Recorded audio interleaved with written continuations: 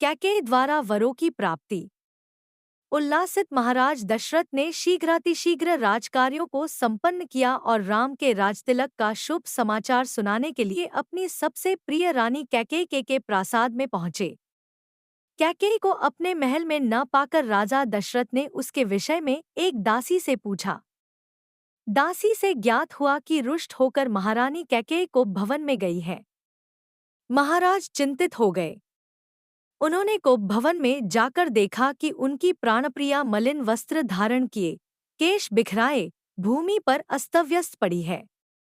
उनकी इस अवस्था को देखकर आश्चर्यचकित राजा दशरथ ने कहा, प्राणेश्वरी, मुझसे ऐसा क्या अनिष्ट हुआ है कि क्रुद्ध होकर तुम कोप भवन में आई हो? यदि तुम किसी बात से दुखी हो तो मुझे बताओ, मैं तुम्हारे कष्ट का निवारण अवश्य करूंगा।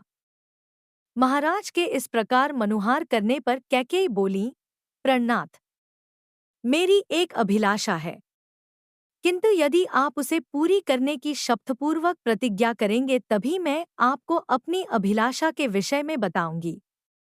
महाराज दशरथ ने मुस्कुराते हुए कहा, केवल इतनी सी बात के लिए तुम कोप भवन में चली आई हो? मुझे बताओ, तुम्हारी क्या इच्छा है? मैं तत्काल उसे पूरा करता हूँ। इस पर कैकेयी बोली, महाराज, पहले आप सौगंध लीजिए कि आप मेरी अभिलाषा अवश्य पूरी करेंगे।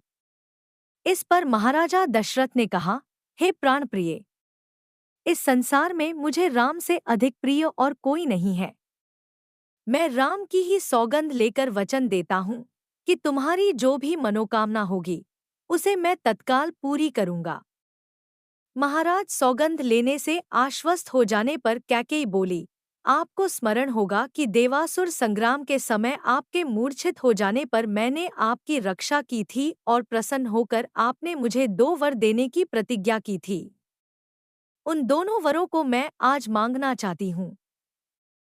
पहला वर तो मुझे यह दे कि आप राम के स्थान पर मेरे पुत्र भरत का राजतिलक करें, और दूसरा वर मैं यह मांगती हूँ कि राम को 14 वर्ष के लिए वन जाने की आज्ञा दें।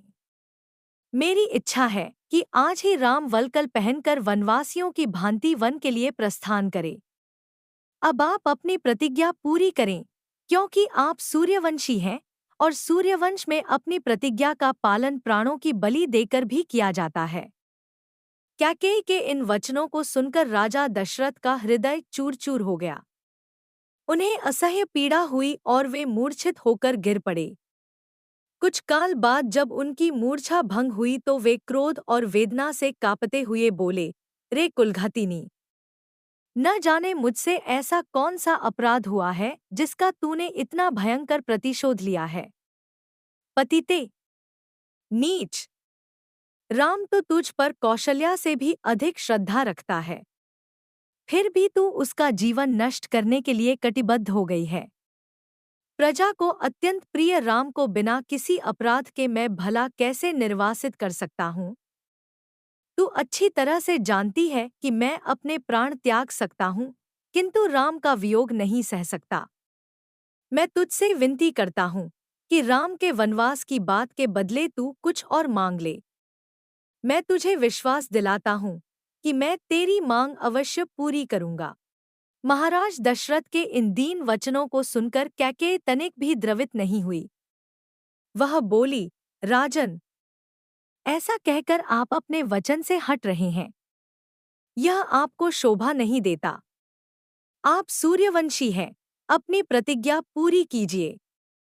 प्रतिज्ञा से हटकर स्वयं को और सूर्यवंश को कलंकित मत कीजिए। आपके द्वारा अपना वचन नहीं निभाए जाने पर मैं तत्काल आपके सम्मुख ही विष पीकर अपने प्राण त्याग दूंगी। यदि ऐसा हुआ तो आप प्रतिज्ञा भंग करने के साथ ही 7 स्त्री हत्या के भी दोषी हो जाएंगे। अतः उचित यही है कि आप अपनी प्रतिज्ञा पूरी करें।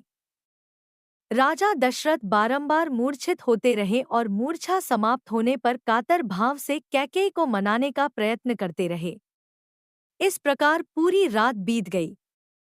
अंबर में उषा की लालिमा फैलने लगी, जिसे देखकर कैकेयी ने उग्ररूप धारण कर लिया और कहा, राजन, आप व्यर्थ ही समय व्यतीत कर रहे हैं। उचित यही है कि आप तत्काल राम को वन जाने की आज्ञा दीजिए और भरत के राजतिलक की घोषणा करवाइए। सूर्योदय हो जाने पर गुरु वशिष्ठ मंत्रियों के साथ राजप्रासाद के द्वार पर पहुंचे और महामंत्री सुमंत को महाराज के पास जाकर अपने आगमन की सूचना देने के लिए कहा।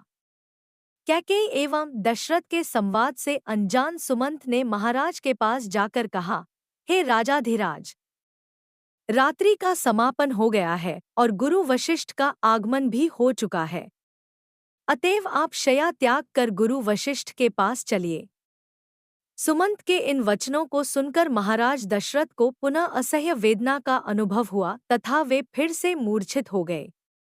उनके इस प्रकार मूर्छित होने पर कुटिल कैकेयी बोली, हे महामंत्री, अपने प्रिय पुत्र के राज्याभिषेक के उल्लास के कारण महाराज रात भर सो नहीं सके हैं। उन्हें अभी अभी ही तंद्रा आई है। महाराज निद्रा से जागते ही राम को कुछ आवश्यक निर्देश देना चाहते हैं। तुम शीघ्र जाकर राम को यहीं बुला लाओ। कैकेयी के आदेशानुसार सुमंत रामचंद्र को उनके महल से बुला लाए।